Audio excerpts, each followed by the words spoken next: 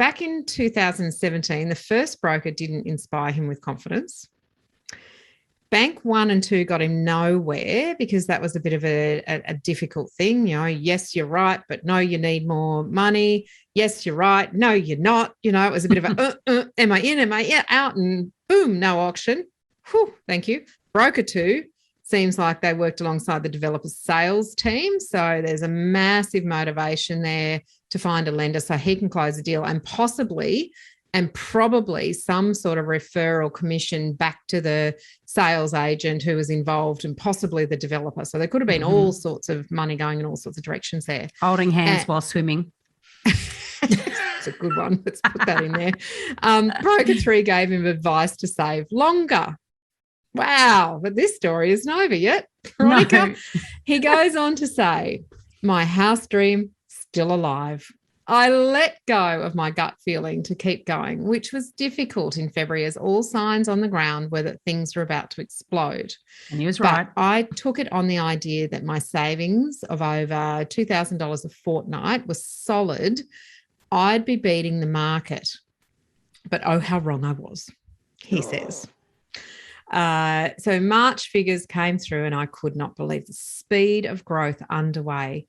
It was then I realised I probably had a better idea than the broker of what was going on.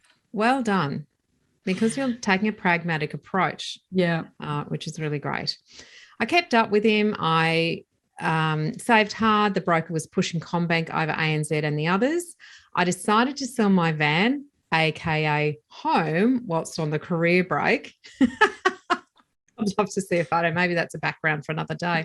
To add to my deposit and try to beat the price rises. And that made me question, did I need a car?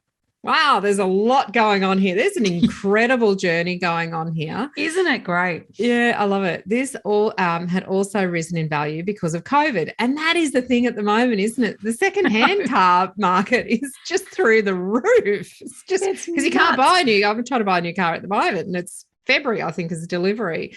But the resale on my second-hand car is phenomenal, just unbelievable. So what he was saying was, you know, the car price, the value of the car, what he would get for the car had risen in value.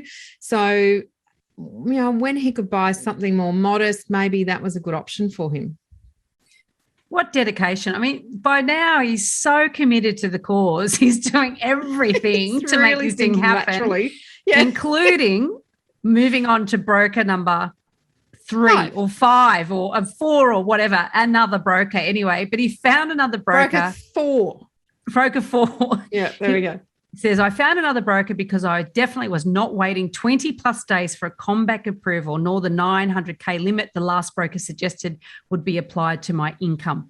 And we turned around conditional in 7 business days. So here's a good example of using a different broker, obviously with a different approach.